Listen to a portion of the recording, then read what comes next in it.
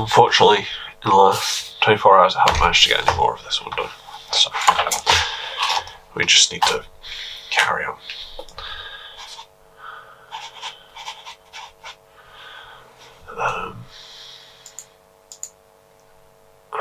Where's the picture? There. So, I've been trying to edit a video for my other business.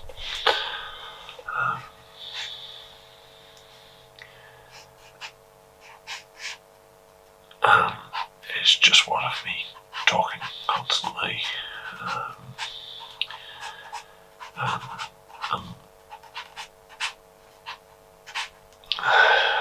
Filling it in with B-roll and just not enjoying it. But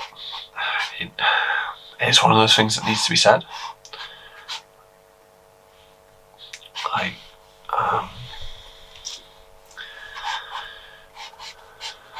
my other business is power business, but I make really weird experimental stuff. Fine. I used to make tableware, but really wasn't enjoying it. And that's what I wanted to do. That's what I wanted to do when I was at university.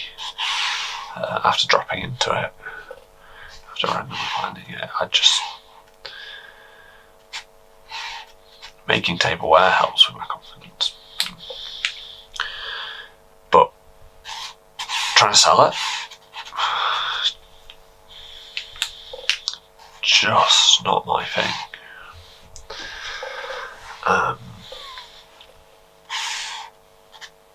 Anyway, we've chosen this building because it's a bit interesting shape. So I really enjoy making this experimental stuff. I collect materials off the beach. I create my own glazes. I fire enclosed containers with stuff I find off the beach. And it's enjoyable to make, and it's relaxing, and it's fun. It's different. It's a hard sell, but recently I had my work in a gallery setting, and they just filled a big white plinth with all my work, like a metre by metre, so almost like a tabletop, and just shove 6 pieces on it. And this work,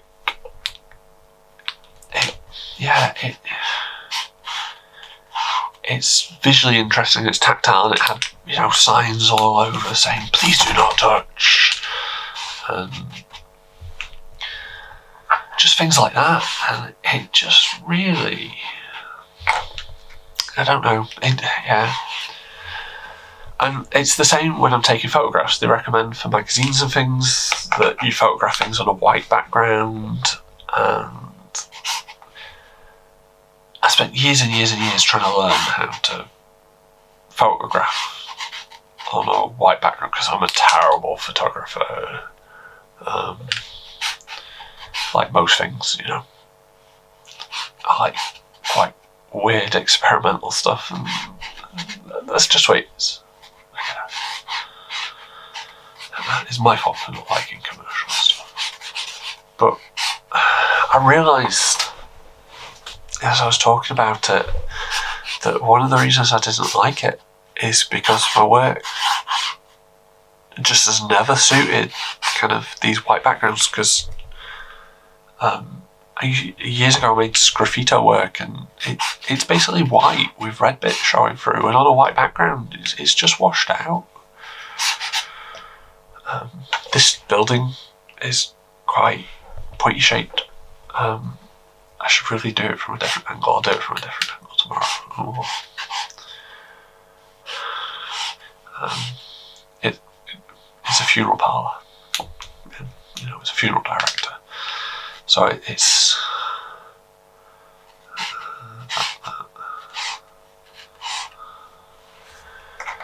So it's had all the windows blocked up at some point. It's got an upstairs flat sort of thing, entrance to the upstairs flat over here. That's probably a bit low. Put some windows there, and then you've got a door. You've got another door there, and blah, blah, blah, and you've got a house.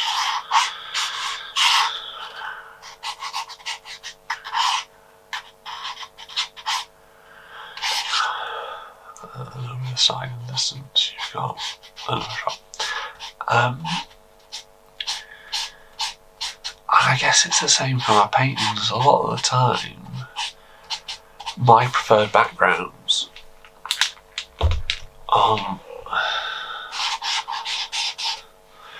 at least with a painting, you can crop it. So, say you got 3 paintings and you can just crop the one you want. And then, just photograph.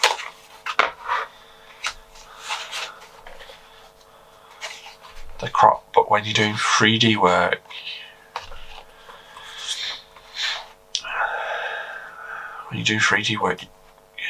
and you can just photograph this bit.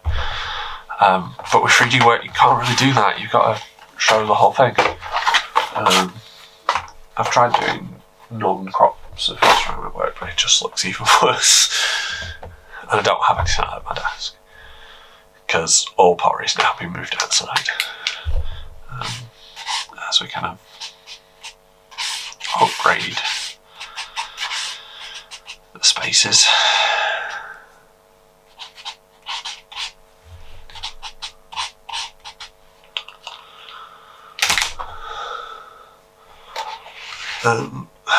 Yeah, but putting this video together, I'm just not enjoying it, because when I put these videos together,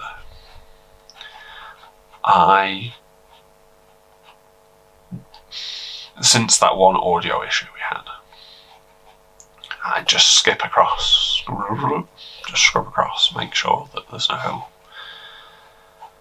sound effects.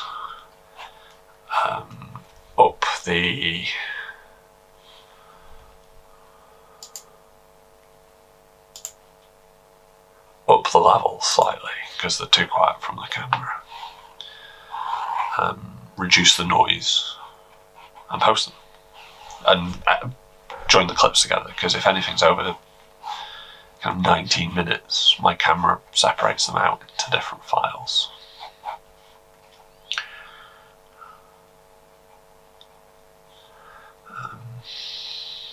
If they're over half an hour, then you've got 3 clips. If I stop it myself, it can be 3-4 clips on some of them. And that's all we're doing, adding them together, making sure that the sound levels all match. That's it. Making sure that there's no just noise, because otherwise then I just have to sit here and re-record a voiceover, which I don't want to do,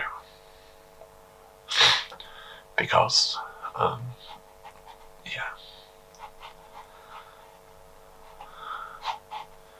it's not my idea of fun.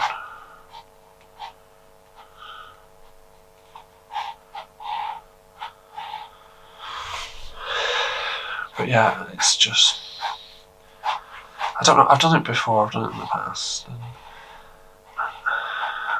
like I say, I'm just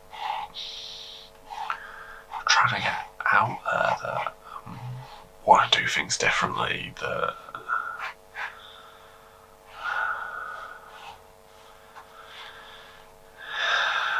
like I said before on the video or in the past, I have so much pottery work.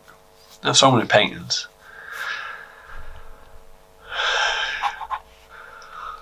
I've probably got more stock than I could sell in several years.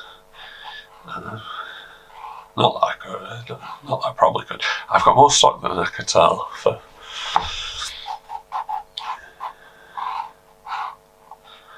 It's one of the reasons why nowadays, instead of doing this on a separate piece of paper, because I used to just draw in my sketchbook get some.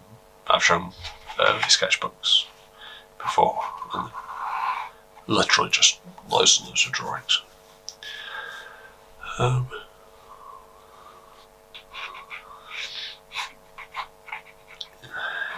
You know, if I do it that way and do it all separately, one, it takes more time in the day, which was fine when I was working for someone else because I wasn't relying on this for money. But yeah, I should be spending a lot more time marketing than I am aware. But the marketing part of work is what makes me kind of really anxious.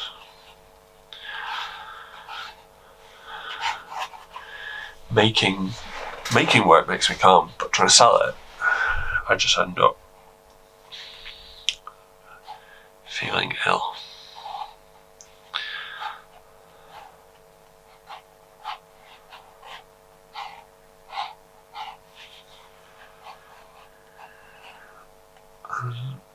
Yeah, I don't know what to do.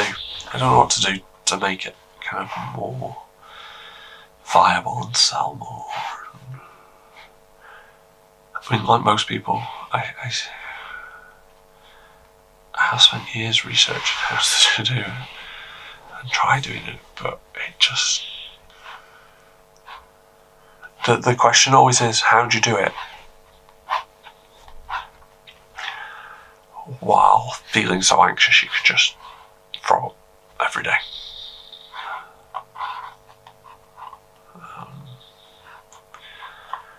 If I ever have an answer, I'll tell you. Yeah, I spent so many years feeling jealous of watching other people doing it when I wasn't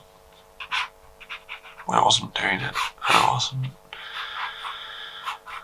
That's why now I do a daily sketchbook. But you know, even if I'm not financially successful, I'm still doing what I love every day.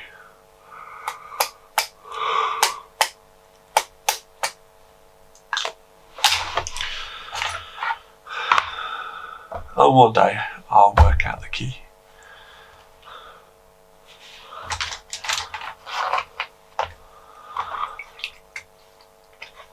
To being able to do this for myself.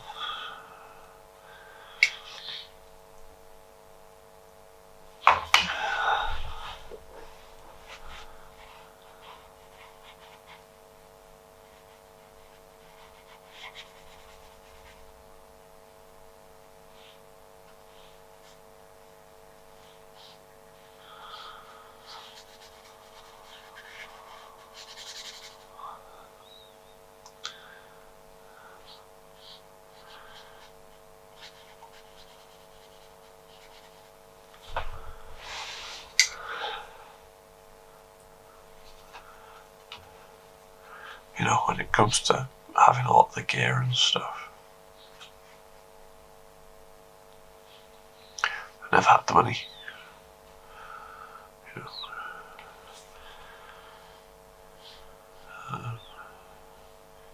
I don't have the training. I am very, very, very, very self-taught, and that's not a problem because, like, when I went to university,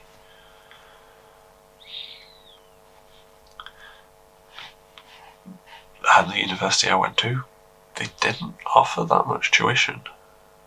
You know, you didn't have much time with tutors. The tutors never said, oh, well, you can improve by doing X, Y, Z, this.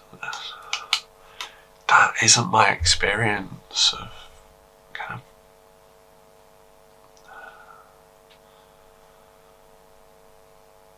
of university.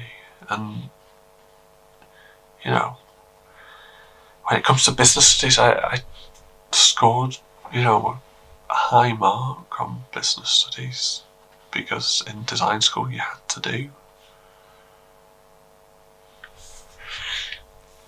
some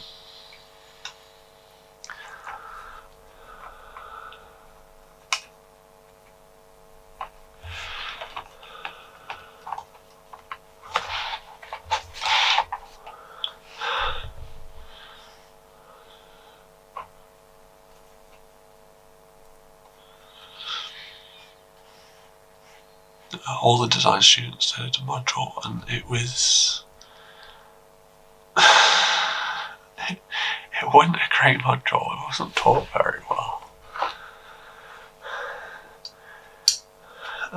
Even that was very self-directed. It's like, oh well, look into whatever field you want to do, interview some people, write a business plan.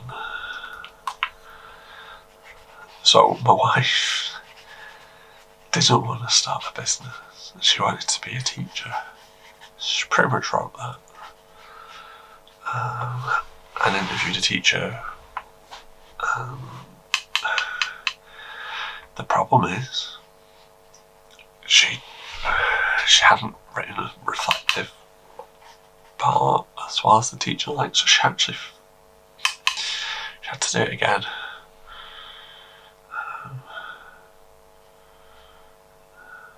And in doing so, they basically stopped her from ever being able to train as a teacher, because they made it so she couldn't get a high enough mark to go into teaching. Whereas I didn't want to be a teacher. I ended up training as well.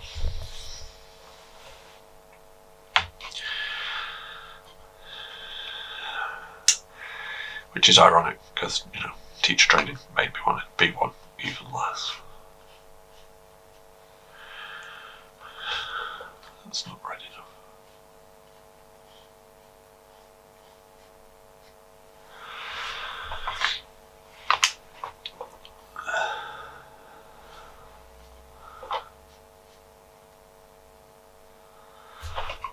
For someone like me, I prefer, you know, working from home. I prefer not having the constant noise of other people. I don't mean students. I've got all, you know, when I was a teacher, when I was working in education, I had a lot of time for the students. It was my colleagues. I did not have a lot of time for that. Especially when they would hand me, like, their work to do. It's like, but you're getting paid to do this. You know. I'm just a techie. Because I'm just a technician, which is what I spent most of my time in education doing for 4 years. But being a technician, in my experience, is always where the most teaching is required, but you don't get paid. One of my best teachers when I was at university was the technician.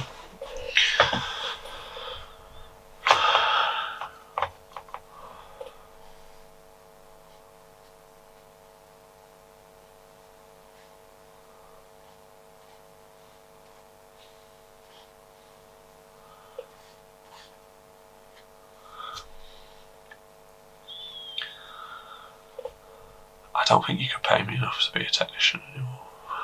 I wouldn't go back. I wouldn't go back to where I was. Because where I was made me desperately unhappy. And although I don't make a lot of money doing this,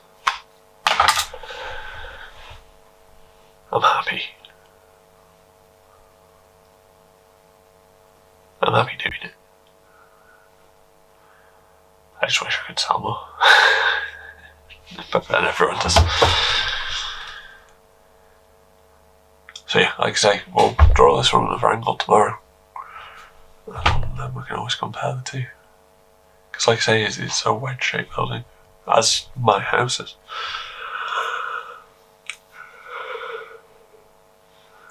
My house is wider on one wall than wider at the back of the house than it is at the front of the house.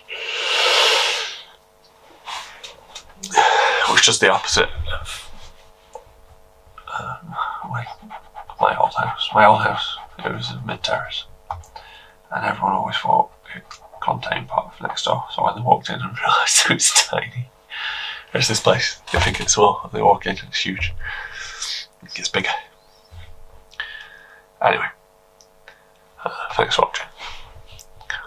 I will see you tomorrow.